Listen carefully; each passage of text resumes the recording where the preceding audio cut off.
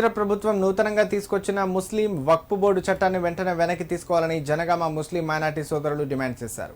ఈ మేరకు జనగామ జిల్లా కలెక్టరేట్ కార్యాలయంలో అదనపు కలెక్టర్ రోహిత్ సింగ్ కు వినతి పత్రాన్ని అందజేశారు. అనంతరం వారు మీడియాతో మాట్లాడారు. శతాబ్దాల కాలం నుండి ఉన్నటువంటి ముస్లిం వక్ఫ్ బోర్డు చట్టాన్ని నేడు బీజేపీ ప్రభుత్వం తుంగలో తొక్కి కొత్త చట్టాన్ని తీసుకువచ్చిందన్నారు.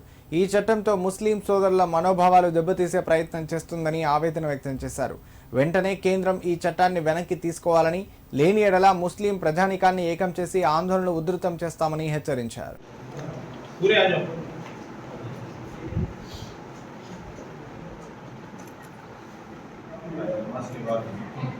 All these things.